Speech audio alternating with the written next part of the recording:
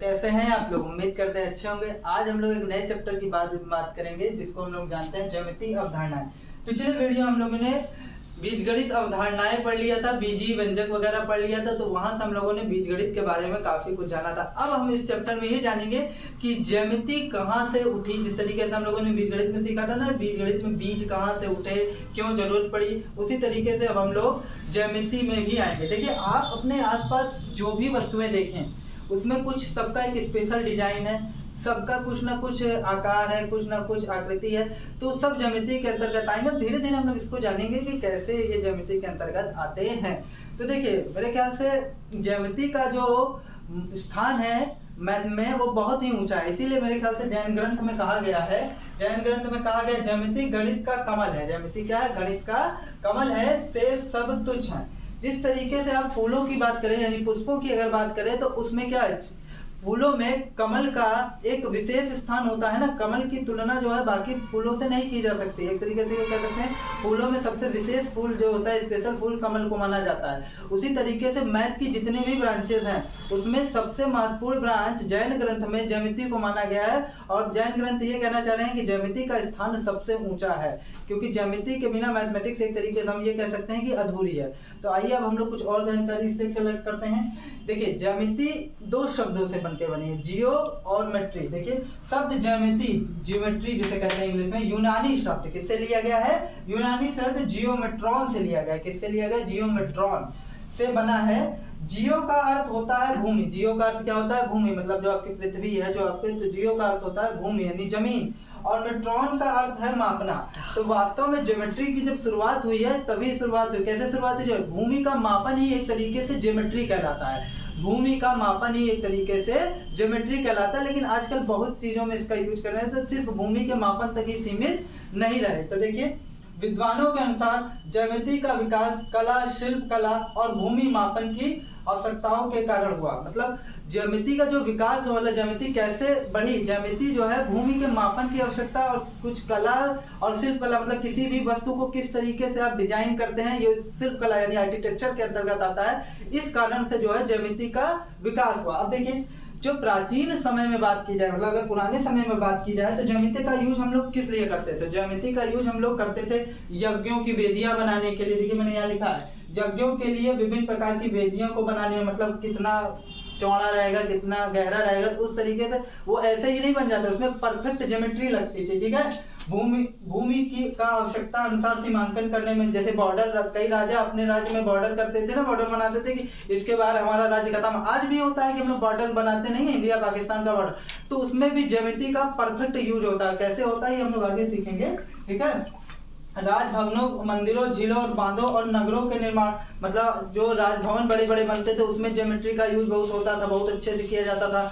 मंदिरों में जो आपके बांध वगैरह बनते हैं उसमें। और आप एक चीज और जानिए कि मिस्र में जो पिरामिड बने हैं ना, वो भी ज्योमेट्री का बहुत ही सुंदर उदाहरण है, बहुत ही परफेक्ट ज्योमेट्री उसमें यूज हुई है। देखिए, ये तो बात हो गई प्राचीन समय की कि पुराने समय में ज्योमेट्री क्यों यूज करते थे, कि मंदिर वगैरह बनाने में, बड़े बड़े महल वगैरह बनाने में, ताजमहल देखे होंगे ना, ताजमहल को भी बनाने में एकदम ज्योमेट्री का यूज हुआ है, बहुत ही परफेक्ट तरीके से।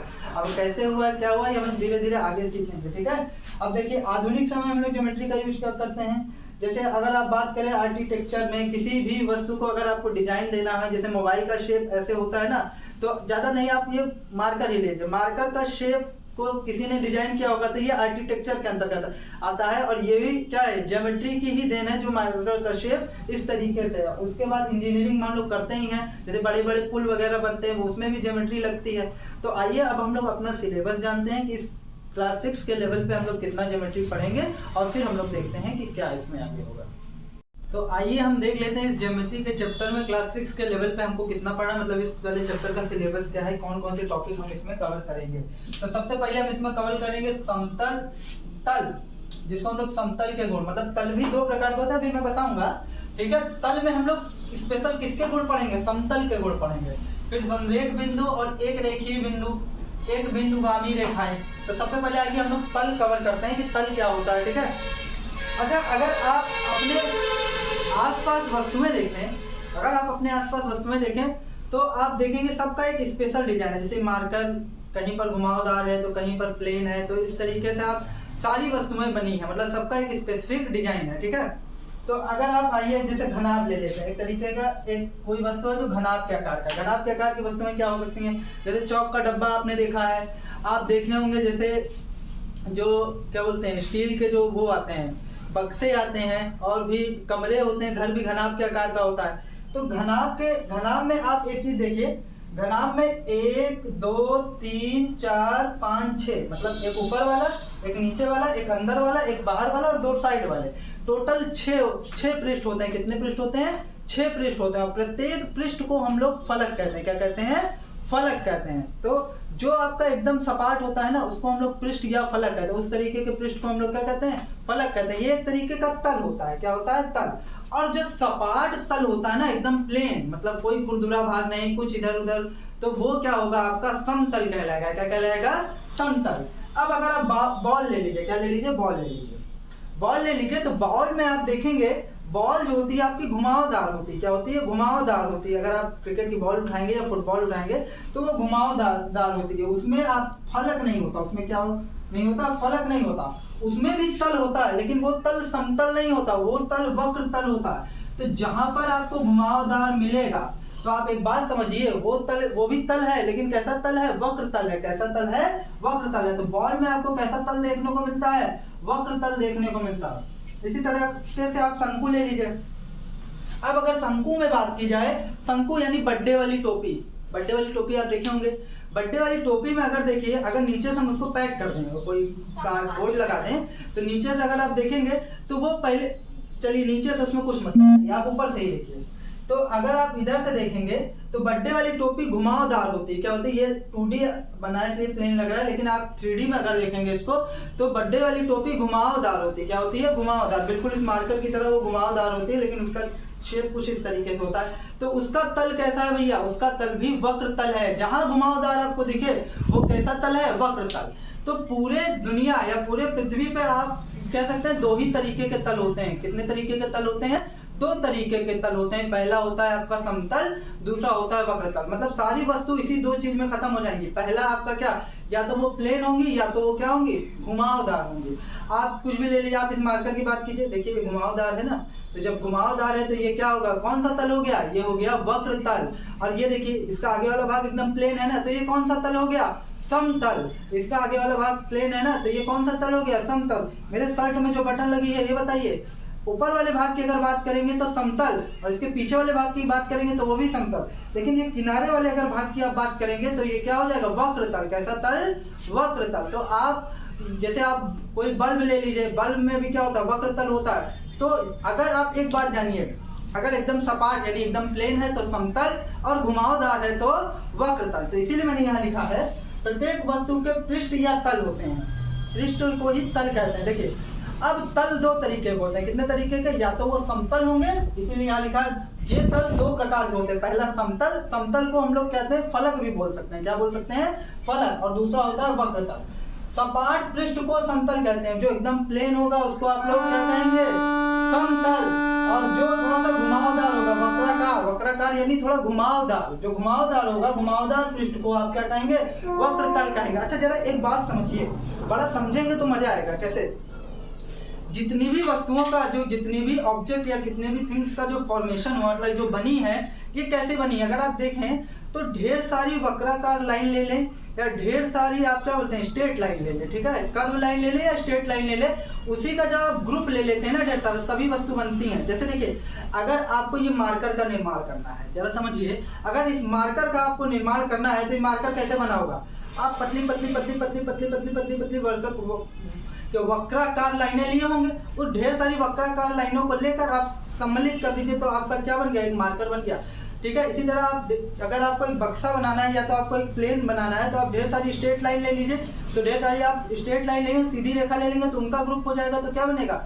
समतल बनेगा। क्या बनेगा? समतल। तो जितने भी आपकी तल है यानी समतल और वक्रतल, ये क्या है? वक्र रेखाओं और सीधी रेखाओं, यानी कहते हैं सीधी रेखाओं का क्या है? ग्रुप होता है। क्या होता है? ग्रुप होता है। अगर आप स्प्रिंग देख ले, अगर आपको एक तरीके का सिलेंडर बनाना हो, जैसे आपको ये सिलेंडर बनाना हो, तो आप क्या कीजिए, ढेर सारे आप क्या कर सकते हैं, छोटे छोटे कैसेट ले सकते हैं। वो कैसेट किससे बनी होगी? ढेर सारी कर्व वाली लाइनों से बनी होगी ना, ऐसे ढेर सारी कर्व वाली लाइनें बन मिला के इधर से इधर से इधर से वो कैसे बनी होगी, गोल गोल गोल गोल, और वही गोल गोल इस पर खड़ा कर दिया गया तो वो क्या बन गया, आपका बेलन बन गया। क्या बन गया, बेलन। बेलन को इंग्लिश में सिलेंडर कहते हैं। देखिए कुल मिलाकर मोटा मोटा बात ये कहने का मतलब है, जितने भी आपको तल, समतल और वक्रतल वस्तुएं दिखती हैं वो कुछ नहीं होती, वो सीधी रेखाओं और वक्र रेखाओं का क्या होती है, कॉम्बिनेशन होती है। तो आइए अब थोड़ा आगे सीखते हैं।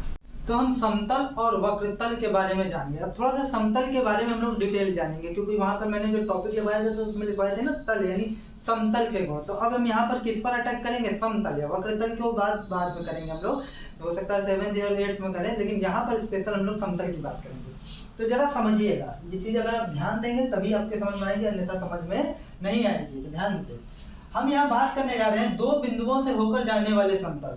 मतलब 2 पॉइंट ले लीजिए आप, क्या ले लीजिए, एक पॉइंट यहाँ ले लीजिए और एक पॉइंट यहाँ ले लीजिए। अब इस 2 पॉइंट से कितने समतल जा सकते हैं, जरा समझने का प्रयास कीजिएगा। कि अगर मान लेते हैं एक आप कागज ले लीजिए, प्लेन कागज ले लीजिए और उसको आप मोड़िए, तो मोड़ देंगे तो जो आपका मुड़ा भाग है, जैसे ये है, ये आप ऐसे मुड़ गए, मुड़ा भाग यहाँ पर आप ए और बी लोकेट कर दीजिए, एक बिंदु ए और एक बिंदु बी। तो हमको 2 बिंदु मिल गए, कौन कौन से, ए और बी, 2 बिंदु जो मिल गए। तो अब उस 2 बिंदु को फिक्स करिए। फिक्स करने के बाद उसको आप चारों डायरेक्शन मतलब 360 डिग्री पर पूरा आप घुमाइए। मतलब आप घुमाते जाइए चारों डायरेक्शन, किसी भी डायरेक्शन में आप घुमा सकते हैं, लेकिन शर्त यह है कि ए और बी जो है आपका फिक्स होना चाहिए। मेरे ख्याल से 2 ही डायरेक्शन में घूमेगा। आइए एक एग्जांपल के थ्रू इसको समझने का प्रयास करते हैं। तो देखिए, जैसे मान लीजिए ये आपका एक क्या है, कागज है, ये आपका एक कागज है। अब आप इसको ऐसे मोड़ दीजिए, और इस पॉइंट पर नाम दे दीजिए ए पॉइंट और इस पॉइंट को नाम दे दीजिए बी पॉइंट। तो एक पॉइंट हो गया ए और एक पॉइंट हो गया बी। अब इस ए और बी, इस मार्कर को मैं रख देता हूँ, इस ए और बी पॉइंट को आप फिक्स करिए। जैसे मान लेते हैं मैंने यहाँ फिक्स कर दिया इस ए और, अब देखिए ये नहीं बदलेगा, बस इसकी पोजीशन बदलेगी। तो एक समतल ये हो गया, एक तल समतल ये हो गया, हल्का सा घुमाए तो एक तल ये हो गया, फिर हल्का सा घुमाए तो एक तल ये हो गया। मतलब आप देखिए कितने भी तल आ सकते हैं। फिर देखिए ये फिक्स है, तो एक तल ये हो गया, एक समतल, और एक फिर ऐसे घुमा दिए, फिर एक समतल ये हो गया, फिर ऐसे घुमा दिए, एक समतल। मतलब देखिए पोजीशन उसकी बदलती जा रही है, जबकि बिंदु नहीं बदल रहा है। तो उसी बिंदु को अगर ध्यान में रखते हुए चलें तो कितने समतल हो सकते हैं, अनंत समतल हो सकते हैं। कैसे, देखिए भैया कि अगर आपको 2 बिंदु दे दे, जैसे मान लीजिए यहीं पर इस बोर्ड में ले लीजिए, एक बिंदु ये है और एक बिंदु ये है। अब इस बिंदु को आप फिक्स रखते हुए इस बोर्ड को हल्का सा उठाइए, एक तल समतल हो गया, फिर 2 समतल। तो ऐसे कितना भी आप घुमा सकते हैं ना, कितना भी घुमा सकते हैं। तो आप जब कितना भी घुमा सकते हैं तो कितने समतल बन सकते हैं। वो एकदम महीन से समतल है, मान लीजिए एकदम पतले समतल हैं। तो इस तरीके से कितने भी समतल, मतलब 2 बिंदु से होकर अनंत समतल जा सकते हैं। कैसे भैया कि आप इसको और इसको बिंदु को फिक्स कर दीजिए, 2 बिंदु, और इसका हल्का सा पोजीशन चेंज कर दिया। हल्का सा चेंज करेंगे तो एक समतल, फिर हल्का सा चेंज करेंगे तो समतल वही है, लेकिन वो दूसरे समतल को निरूपित करने लगेगा। फिर आपको तीसरा समतल, तो आप चेंज करते जाएंगे, उतने ही समतल आपको मिलते चले जाएंगे पूरे 360 डिग्री के अंतर्गत। तो इसका मतलब क्या हुआ, 2 बिंदु से कितने समतल होकर जा सकते हैं, 2 बिंदु से होकर अनंत समतल जा सकते हैं। देखिए मैंने यहाँ पर इसीलिए बनाया और आपको थोड़ा समझाने का मैं प्रयास कर रहा हूँ कि मान लीजिए एक पॉइंट ए और एक पॉइंट बी है, आपने कागज मोड़ दिया। अब इस ए और बी पॉइंट को फिक्स रखते हुए आप इसको घुमाते जाइए। तो ए और बी पॉइंट से अगर आप ऐसे घुमाते जाएंगे तो ए और बी पॉइंट फिक्स है, जबकि मेरा ये हाथ मुड़ रहा है, मुड़ना नहीं चाहिए। तो फिक्स होते हुए तो घूमता जाएगा, तो आप हर पोजीशन पे नया समतल मिलता जाएगा, नया प्लेन मिलता जाएगा। तो इसीलिए कहते हैं कि ए और बी मतलब 2 पॉइंट से होकर अनंत समतल में इनफिनाइट प्लेन जा सकते हैं। तो यही बात यहाँ कही गई है, 2 बिंदुओं से होकर असंख्य समतल जाते हैं, मतलब जिसकी कोई गिनती ना की जा सके। क्यों, क्योंकि वो पॉइंट, ध्यान दीजिए, वो पॉइंट फिक्स है और उसका बस समतल का हम एक डायरेक्शन चेंज करते जा रहे हैं, तो भैया हमको अनंत समतल ही तो मिलेंगे। इसी तरीके से आई होप आपको ये पॉइंट समझ में आया होगा। अब आइए सेकंड पॉइंट में जाते हैं। एक बात हमेशा ध्यान रखिए, ये बात आगे आपसे पूछी जाएगी और यूज भी होगी कि 2 बिंदुओं से होकर कितने समतल जा सकते हैं। तो आप कहेंगे 2 बिंदुओं से होकर असंख्य समतल जा सकते हैं, कितने भी समतल जा सकते हैं। प्रैक्टिकली हमने इसको समझा कि कैसे जा सकते हैं। तो अब आइए देखते हैं एक समतल का निरूपण, कि अगर केवल हमको एक समतल का निरूपण करना हो तो एक समतल को आप कैसे परिभाषित करेंगे। तो यहाँ पर भी आप परिभाषित करेंगे, लेकिन जैसे हमने अनंत समतल यहाँ पर दिखाए थे ना, दो बिंदुओं से होकर अनंत समतल जा सकते हैं, तो यहाँ पर ये भी हेडिंग हो सकती है कि तीन असंरेखीय बिंदुओं से होकर कितने समतल जा सकते हैं, तो केवल एक समतल जा सकते हैं। या तो ऐसे ही कह सकते हैं कि अगर एक समतल का निरूपण आप कैसे करेंगे, तो एक समतल का निरूपण करने के लिए हमें तीन असंरेखीय बिंदु लेने होंगे। अब आप कहेंगे कि हमें कुछ समझ में नहीं आ रहा है, तो सबसे पहले संरेख और असंरेख समझिए, ठीक है। संरेख क्या होता है, देखिए अगर दो बिंदु हैं वो एक ही रेखा में हैं तो वह संरेख है। दो बिंदु अगर एक ही रेखा में हैं तो वे संरेख है। और वास्तव में जानिए कि दो बिंदु हमेशा एक रेखा में ही होते हैं। भाई आप एक यहाँ बना दीजिए और एक यहाँ बना दीजिए, तो आप क्या कहेंगे, ये दोनों एक ही रेखा में तो हैं, आप कहीं भी बना दीजिए तो रेखा मीट कर जाएगी। तो दो बिंदु अगर एक रेखा में हमेशा होते हैं तो दो बिंदु हमेशा संरेख होते हैं।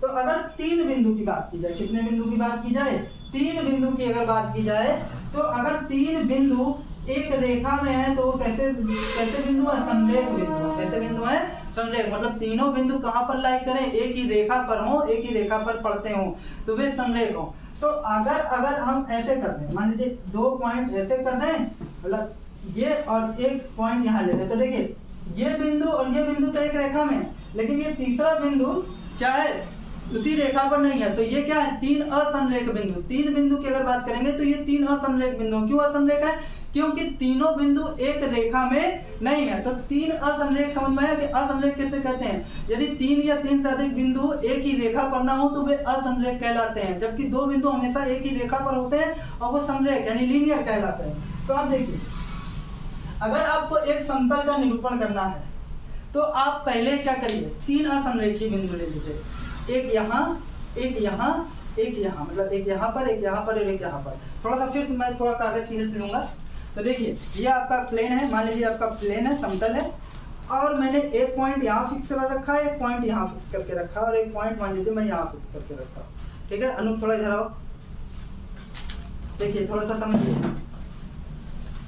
मान इसको पकड़िए।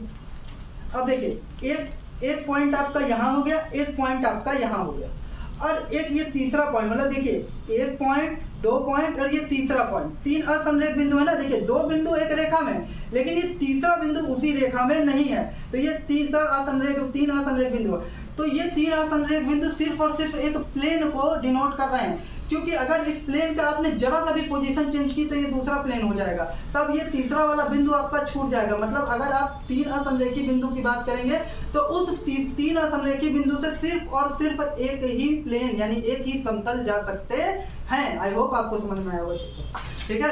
तो हम ये कह सकते हैं कि तीन असंरेखीय बिंदु से केवल एक और केवल एक ही प्लेन यानी एक ही समतल जा सकते हैं। जरा समझिएगा, फिर से प्रयास करिए, ठीक है। ये दो पॉइंट तो हमने फिक्स कर दिया और ये तीसरा पॉइंट भी फिक्स है, तो उस तीन पॉइंट पे लाई करने के लिए मतलब पढ़ने के लिए केवल एक ही प्लेन उस तीन पॉइंट को सेटिस्फाइड कर पाएगा। जैसे देखिए एक यहाँ पर, एक यहाँ पर और एक यहाँ पर, तो केवल इसी पोजीशन पे अगर हम रखें तो केवल एक ही प्लेन जो है इस पोजीशन पे आ पाएगा, और जरा भी पोजीशन आप चेंज करेंगे तो प्लेन की डायरेक्शन बदल जाएगी, तो वो उस पर लाई नहीं करेगा। तो आप ये कह सकते हैं कि तीन असंरेखीय बिंदु, मतलब तीन असंरेखीय बिंदु से सिर्फ और सिर्फ एक ही प्लेन आ सकता है। आप अगर तीन आप असंरेखीय बिंदु ले लेना तो आप सिर्फ एक ही प्लेन को इस पर रख सकते हैं, और कोई दूसरा प्लेन हो ही नहीं सकता कि जो इस पर आ जाए, क्योंकि आपको दूसरा प्लेन लाएंगे तो वो उसी पर पड़ेगा ना। जरा भी पोजीशन आप चेंज करेंगे, अगर यहाँ से चेंज करेंगे तो ये इन दोनों पे रखेंगे तो ये बिंदु छूट जाएगा, उसी तरीके इस पे रखेंगे, इस पे रखेंगे तो ये बिंदु छूट जाएगा। तो तीन असंरेखीय बिंदु से केवल और केवल एक समतल होकर जा सकता है। तो आई होप आपको समझ में आया होगा। अगर नहीं समझ में आया तो फिर भी आप उससे उसे कमेंट सेक्शन में पूछ सकते हैं। देखिए सिंपल सी बात है, क्योंकि अगर आप तीन असंरेखीय बिंदु लिए हैं तो उसको सिर्फ और सिर्फ एक ही प्लेन लाई करेगा, क्योंकि इसका एक भाग यहाँ पड़ेगा, एक भाग यहाँ पड़ेगा और एक भाग यहाँ पड़ेगा। जरा भी आप पोजीशन चेंज करेंगे तो वो एक बिंदु छोड़ देगा। अगर आप इसको एक साथ लेने का प्रयास करें तो हो सकता है ये वाला पार्ट पड़ जाए, लेकिन अगर आप जरा भी इसका डायरेक्शन चेंज करेंगे तो कोई ना कोई बिंदु छूटेगा। तो इस तरीके से हमको ये पता चलता है कि तीन असंरेखीय बिंदु से केवल और केवल एक समतल जा सकता है। इसीलिए मैंने यहाँ लिखा है तीन असंरेखीय बिंदु से एक और केवल एक समतल खींचा जा सकता है। तो आइए अब आगे देखते हैं। तो हम लोग जाने कि दो बिंदुओं से होकर अनंत समतल जाते हैं, हमने वहां आपको प्रैक्टिकल करके भी बताया, और तीन असंरेख बिंदुओं से केवल एक ही समतल जा सकता है। अब देखिए कुछ समतल के गुण होंगे, उसको हम लोग जानेंगे। समतल के गुण में, जैसे अगर आप एक समतल के भी तो भैया एक तरीके का समतल ही है ना, इसका तल सपाट है, तो अगर ये सपाट है तो ये क्या हुआ, समतल हुआ। तो इसी समतल के हम लोग गुण जानेंगे। अगर इस समतल पर हम एक बिंदु ले लें तो आप देखिए इस समतल से, ठीक है, इस समतल से कितनी रेखाएं जा सकती हैं, देखिए एक इधर एक इधर एक इधर एक इधर एक इधर एक इधर। तो ऐसे अगर मैं ड्रॉ करता जाऊं तो क्या कभी अंत है, कभी अंत नहीं है ना। तो ये हम कह सकते हैं किसी समतल पर एक बिंदु से स्थित, एक बिंदु, अगर किसी समतल पर एक बिंदु स्थित है तो उस बिंदु से असंख्य यानी अनगिनत रेखाएं जा सकती हैं। तो वही बात मैंने लिखी है कि समतल में स्थित एक बिंदु से उसी तल पर, और ये जो रेखाएं होंगे जिस तल पर ये बिंदु स्थित है उसी तल पर ये रेखाएं भी स्थित होंगी, ठीक है। उस तल पर असंख्य रेखाएं खींची जा सकती है, मतलब कितनी भी रेखाएं खींची जा सकती है। तो मतलब एक बात ध्यान दीजिए बच्चों कि अगर एक क्या है आपका एक समतल है, उस समतल पर एक बिंदु है, उस बिंदु से उसी तल पर, कहीं और नहीं पता चला दूसरा तल ले ले, उसी तल पर असंख्य क्या है रेखाएं जा सकती हैं, असंख्य रेखाएं जा सकती हैं। तो आई होप आपको समझ में आएगा। देखिए नेक्स्ट पॉइंट, अगर एक समतल पर हम दो बिंदु ले लें, अभी एक समतल पर हमने एक बिंदु लिया, अब दो बिंदु लेकर बात करें तो इस बिंदु से भी असंख्य रेखाएं जा सकती हैं, देखिए ऊपर जाने ना, और इस बिंदु से भी असंख्य रेखाएं जा सकती हैं, मतलब अनगिनत रेखाएं जा सकती हैं। लेकिन ऐसी कितनी रेखाएं हैं जो इन दोनों बिंदुओं को मिलाए, ऐसी सिर्फ और सिर्फ एक रेखा है, वो कौन सी है, P और Q। तो मतलब यहाँ से हमारा एक निष्कर्ष निकलता है कि किसी समतल पर स्थित दो बिंदु से, किसी समतल पर स्थित दो बिंदु से सिर्फ और सिर्फ केवल और केवल एक ही रेखा जा सकती है। क्या और कोई रेखा बता दीजिए जो इन दोनों बिंदुओं से मिल रही है। देखिए यहाँ भी मैंने अनंत रेखाएं निकाली है, यहाँ भी मैंने अनंत रेखाएं निकाली हैं। तो आप और सिर्फ एक ही रेखा है ना जो इन दोनों बिंदुओं को मीट कर रही है, मतलब मिल रही है। तो हम ये कह सकते हैं कि किसी समतल पर स्थित दो बिंदु से सिर्फ और सिर्फ यानी केवल और केवल एक रेखा जा सकती है। तो वही बात मैंने यहाँ लिखी है कि समतल में स्थित दो बिंदुओं से एक और केवल एक रेखा खींची जा सकती है, केवल एक और केवल एक रेखा खींची जा सकती है। यह रेखा दो बिंदुओं के तल में होती है, तो मतलब जिस तल में ये बिंदु स्थित है वो रेखा भी उसी तल पर, देखिए सब इसी पर है ना, व्हाइट बोर्ड पर ही, तो इसी तल पर सब कुछ स्थित है। वो बिंदु भी इसी तल पर स्थित है, इन बिंदुओं को मिलाने वाली रेखा भी इसी तल पर स्थित है, ठीक है। यह रेखा दो बिंदुओं के तल में होती है। समतल में दो बिंदुओं से होकर जाने वाली रेखा का प्रत्येक बिंदु तल पर ही स्थित होता है। थोड़ा इस पॉइंट को समझिए कि ये जो बिंदु जिस तल पर स्थित होता है उस तल पर ये रेखा भी स्थित होती है, और इस रेखा का प्रत्येक बिंदु, देखिए ये रेखा क्या है, छोटे छोटे बिंदुओं का क्या है, समूह है ना, और इस रेखा का प्रत्येक बिंदु क्या है, वो भी इसी तल पर स्थित होता है। तो आई होप आपको समझ में आया होगा कि किसी समतल पर अगर एक बिंदु है तो उससे क्या है, कई सारी रेखाएं जा सकती हैं, और किसी समतल पर दो बिंदु हैं तो उससे केवल और केवल एक रेखा जा सकती है। ये एक लास्ट गुण समतल का देखते हैं, इसके बाद आपका ये समतल के गुण वाला टॉपिक समाप्त हो जाएगा। देखिए लास्ट गुण क्या है कि एक समतल में दो रेखा यानी रेखा युग्म, कभी भी दो रेखा अगर एक साथ लेते हैं तो उसको रेखा युग्म कहते हैं। युग्म मतलब जोड़ा होता है, और दो चीजें एक साथ ली जाए तो उन्हें हम लोग युग्म कहेंगे। क्या कहेंगे, युग्म। तो दो रेखाओं या यूं कहेंगे रेखा युग्म के गुण। तो भैया अगर आपको दो रेखा दे दी जाए और वो दो रेखा एक समतल पर क्या कर सकती हैं, एक समतल पर बहुत कर सकती हैं, किसी बिंदु पर वो काट सकती हैं। मान लेते हैं ये O बिंदु पर काट रही है, या हो सकता है कि वो काटे ना और आगे बढ़ाने पर हमें काटते हुए प्रतीत होंगे। अगर आप ऐसे दो रेखाएं खींच दें तो देखिए इनको अगर मैंने आगे बढ़ाया तो वो एक दूसरे को आगे काटते हुए प्रतीत हो रही है। मतलब ऐसा अगर आप इमेजिन करें तो वो आगे कहीं ना कहीं जाकर एक दूसरे को काटेंगी। तो क्या, और एक कंडीशन क्या बन सकती है, दोनों रेखाएं क्या एक दूसरे को कहीं पर भी प्रतिच्छेद ना करें, मतलब कहीं पर भी ना काटें। तो मतलब इससे हमारा क्या निष्कर्ष निकलता है, अगर वो दोनों नहीं काटती हैं तो उन्हें हम लोग कहते हैं समांतर रेखाएं। क्या कहते हैं, समांतर रेखाएं। क्या कहते हैं, दोनों रेखाएं क्या है, समांतर है। अगर वो किसी बिंदु पर काटती हैं तो कहते हैं प्रतिच्छेदित रेखाएं, प्रतिच्छेद कर रही हैं यानी कहीं पर काट रही हैं। तो और क्या होगा, अगर काटते हुए प्रतीत होती है तब भी हम उन्हें कहेंगे प्रतिच्छेदित रेखाएं, क्योंकि वो आगे, क्योंकि रेखा का तो भाई क्यों अनंत तक विस्तार होता है, तो कहीं तो जाकर वो एक दूसरे को काटेंगी ना, क्योंकि काटते हुए प्रतीत तो होंगी ही। अब देखिए इससे हमारा एक निष्कर्ष निकलता है, क्या निष्कर्ष निकलता है, एक ही तल पर स्थित रेखाएं, अगर एक ही तल पर दो रेखाएं स्थित हैं तो वो क्या करेंगी, परस्पर मतलब एक दूसरे को प्रतिच्छेद करेंगी, और या तो एक दूसरे के समांतर होंगी। ठीक है, एक दूसरे को या करेंगी प्रतिच्छेद करेंगी, या तो एक दूसरे को समांतर होंगे। अब आइए इनके गुण से रिलेटेड और इनके तल से रिलेटेड हम लोग कुछ क्वेश्चन कर लेते हैं, इससे आपका ये टॉपिक समाप्त। तो आइए अब हम लोग इससे रिलेटेड पहला नंबर क्वेश्चन देखते हैं। ठीक है, निम्नलिखित शब्दों में से उपयुक्त शब्द चुनकर रिक्त स्थानों की पूर्ति कीजिए। आपके पास यहाँ मात्र 3 शब्द हैं, असंख्य है, एक है और वक्र है। एक है और वक्र है। आपको बताना है किसमें असंख्य भरा जाएगा, किसमें एक भरा जाएगा और किसमें वक्र भरा जाएगा। तो चलिए, समतल में स्थित 2 बिंदुओं से होकर डैश रेखा खींची जा सकती है। तो एक समतल में अगर 2 बिंदु स्थित हैं, 2 बिंदु स्थित है, तो उस बिंदु से होकर क्या है, 2 बिंदु से होकर केवल और केवल एक ही रेखा खींची जा सकती है ना। पीछे बताए हैं आपको, एक, कितनी रेखाएं, एक रेखा खींची जा सकती है। समतल में स्थित किसी रेखा में बिंदु होते हैं। तो एक समतल पर अगर एक रेखा स्थित है तो रेखा कुछ नहीं है, वो अनंत बिंदुओं का क्या है, कॉम्बिनेशन है, समूह है। तो आप देखिए क्या है, समतल में स्थित एक रेखा पर कितने बिंदु होते हैं, असंख्य बिंदु होते हैं। कितने बिंदु होते हैं रेखा में, देखिए असंख्य बिंदु से मिलकर बनी। असंख्य मतलब जिसकी कोई संख्या ना हो, गिना ना जा सके जिसको, असंख्य, असंख्य, ठीक है, बिंदु होते हैं।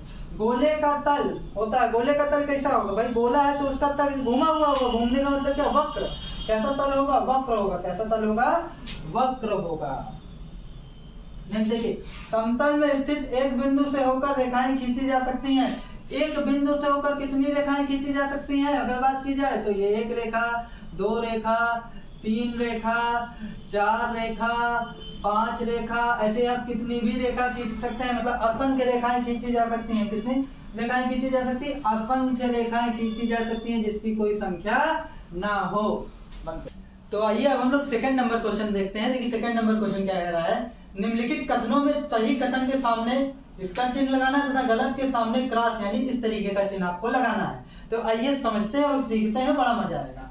कागज का तल समतल होता है भाई, कागज एकदम प्लेन होता है ना, सपाट होता है, तो इसका तल समतल होता है। सही बात है, तो ये क्या है, आप सही का निशान लगा दीजिए इसमें। इसी तरीके से 3 असमरेखीय बिंदुओं से असंख्य समतल खींचे जा सकते हैं। नहीं भैया, आपने बताया था ना 2 पॉइंट यहाँ लिए थे, 1 पॉइंट यहाँ लिए थे, तो उन तीनों पॉइंट से केवल और केवल एक समतल जा सकता था। तो 3 असमरेख बिंदु से केवल और केवल एक समतल जा सकता है, असंख्य समतल नहीं जा सकता। असंख्य मतलब जितने मर्जी उतने गुजार दीजिए, ऐसी बात नहीं है, केवल और केवल एक समतल जा सकता है। तो ये क्या है, गलत कथन है। ठीक है, समतल में स्थित 2 रेखाएं सदैव समांतर होती हैं। समतल में स्थित 2 रेखाएं सदैव समांतर होती, कभी नहीं होती। क्यों, क्योंकि वो कहीं ना कहीं प्रतिच्छेद करती, मतलब समांतर भी होती हैं और प्रतिच्छेद भी करती है। देखिए अगर ये ऐसे बात किया जाए तो ये 2 रेखाएं क्या हैं, समांतर भी होती हैं। ये कहना गलत होगा कि कभी नहीं होती, गलती से निकल गया था। तो ये कभी कभी प्रतिच्छेद भी करती हैं, हमेशा वो समांतर नहीं होती, वो प्रतिच्छेद भी करती हैं। तो क्या कह रहा है, समतल में स्थित 2 रेखाएं सदैव समांतर होती हैं। सदैव समांतर नहीं होती, एक स्पेशल केस में समांतर होती है लेकिन सदैव नहीं होती। तो ये कथन आपका क्या है, गलत है। ठीक है, कमरे की दीवार का तल समतल होता है। बिल्कुल भाई, कमरे की देखिए दीवार ये एक तरीके से, ठीक है, इसके पीछे दीवार ही है, तो ये क्या है, समतल ही है ना। तो कमरे के दीवार का तल ज्यादातर समतल ही होता है। अब आप उसमें कुछ डिजाइन लगवा दीजिए लेकिन समतल ही होता है। ठीक है, तीसरा नंबर क्वेश्चन देखिए क्या कह रहा है, स्तंभ ए एवं बी में सही जोड़े का मिलान कीजिए। मतलब आप स्तंभ ए दिया, स्तंभ बी दिया और कुछ चीजें आपको स्तंभ ए में दे दिया गया है और स्तंभ बी में उनका आपको तल बताना है कि कैसा हो सकता है। या तो हो सकता है वो समतल हो के गुण पाए जाए, उसमें हो सकता है समतल और वक्रतल दोनों के गुण पाए जाए, हो सकता है केवल और केवल वक्रतल हो।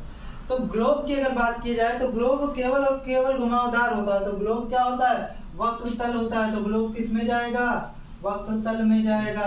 स्टील अलमारी, स्टील अलमारी की अगर बात की जाए तो स्टील अलमारी कैसी होती है, स्टील अलमारी आपकी समतल होती है। कैसी होती है, समतल होती है। तो ये किस में जाएगा, समतल में जाएगा। नेक्स्ट देखते हैं खीरा। खीरा की अगर बात की जाए तो खीरा का आकार कुछ इस तरीके से होता है ना। तो खीरा का आकार कुछ इस तरीके से होता है। तो देखिए सब घुमावदार है, घुमावदार है, तो खीरा क्या होगा, वक्रतल होगा। लोहे का पाइप, अगर लोहे का पाइप की बात की जाए तो लोहे का पाइप ऐसे ही होता है ना, लोहे का पाइप। तो अगर इस पाइप की बात की जाए तो ये क्या है, घुमावदार है ना। तो अगर ये घुमावदार है तो ये क्या होगा, वक्रतल होगा। तो लोहे का पाइप कैसा होगा, वक्रतल होगा। शाम पट का तल, बेसिकली यहाँ पर ब्लैक बोर्ड की बात की जा रही है, तो यहाँ व्हाइट बोर्ड है तो व्हाइट बोर्ड से समझ लीजिए। तो इसका तल कैसा है, इसका तल भी तो समतल है, तो ये क्या है, समतल है, तो ये समतल में जाएगा। ठोस बेलन, अब भरतू बेलन की अगर बात की जाए तो भरतू बेलन मतलब अभी ये खोखला था, अब ये भरा है, पूरी तरीके से भरा है। तो ये पूरी तरीके से भरा है, तो इसमें दो वक्रतल, क्योंकि अगर पाइप में बात की जाए, अच्छा इसी को ले लीजिए आप, ये भी ठोस बेलन का ही काम करेगा। तो इसमें देखिए घुमावदार है ना, एक वक्र इधर से और एक वक्र इधर से, और दो समतल भी तो है, एक तो समतल इधर से और एक समतल इधर से। तो इसमें वक्रतल और समतल दोनों होता है। किसमें? ठोस बेलन में वक्रतल और समतल दोनों होगा। कांच की गोली, तो कांच की गोली गोल गोल होती है और कांच की गोली में केवल घुमावदार चीजें होती हैं, तो क्या है? वक्रतल है। कैसा तल है? वक्रतल है। अब आइए कुछ और क्वेश्चन देखते हैं।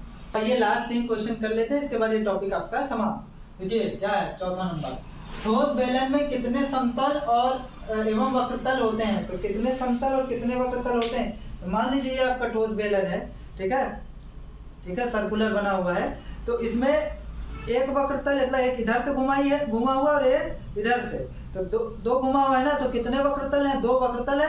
और समतल देखिए, एक ये सपाट तल और एक ये आगे का सपाट तल। तो ठोस बेलन में कितने समतल और कितने वक्रतल होते हैं? तो आपका जवाब होगा 2 समतल एवं 2 वक्रतल। नेक्स्ट देखते हैं, समतल के 3 गुण बताइए। भाई आपको बताया ना पीछे, पहला क्या गुण है? किसी समतल पर, ये है आपका 5वें का पहला गुण बता रहे हैं, किसी समतल पर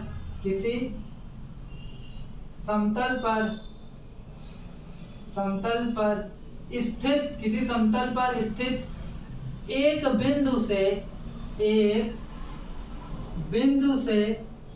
एक बिंदु से असंख्य रेखाएं खींची जा सकती हैं। असंख्य रेखाएं क्या खींच के आपको बताया था पीछे, असंख्य रेखाएं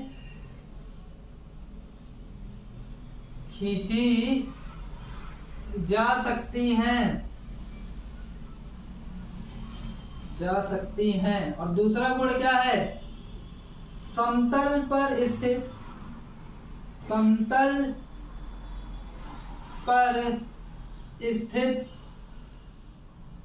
2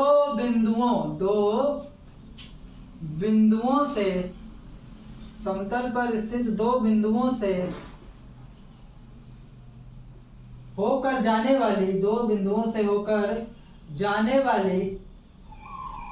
वाली एक और केवल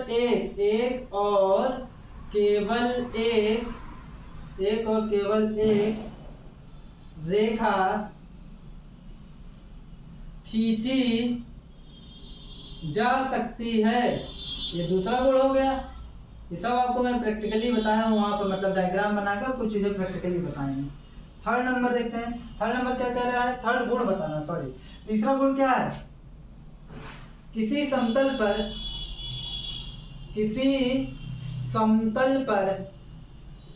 समतल पर 2 रेखाएं या पहले रेखा योग में 2 रेखाएं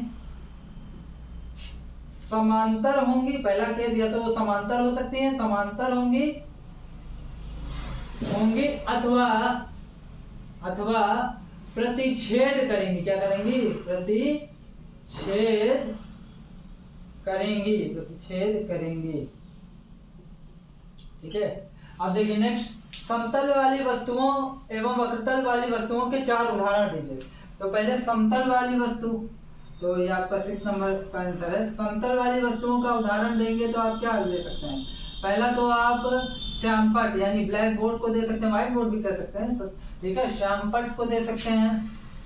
नेक्स्ट आप दे सकते हैं दीवार का उदाहरण, ये भी आपका हो गया, ठीक है। दीवार भी तो आपकी क्या है? समतल ही तो होती है।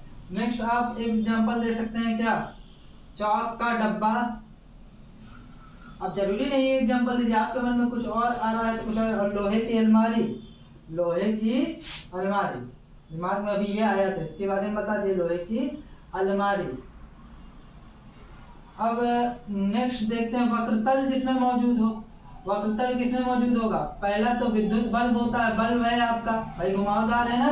दूसरा एक एग्जांपल हम पीछे ही पढ़े थे, खीरा, इसमें वक्रतल होता है। और क्या होता है? लोहे की पाइप, लोहे की पाइप और नेक्स्ट एक हम लोग और सोचते हैं, जैसे आपका अमरूद ले लीजिए, वो भी तो वक्रतल है, घुमाओ घुमाओ घुमाओ, अमरूद। तो इस तरीके से आपका ये चैप्टर क्या होता है, ये चैप्टर नहीं क्यों पहले, इसलिए टॉपिक आपका समतल के गुण समाप्त हो गया। अगर आपको इससे रिलेटेड फिर भी कोई कंफ्यूजन है तो आप उससे कमेंट सेक्शन में पूछ सकते हैं। तब तक के लिए इतना ही, अब हम लोग आगे मिलेंगे नेक्स्ट वीडियो में। चैनल को लाइक सब्सक्राइब करना मत भूलिएगा। That's all from my side.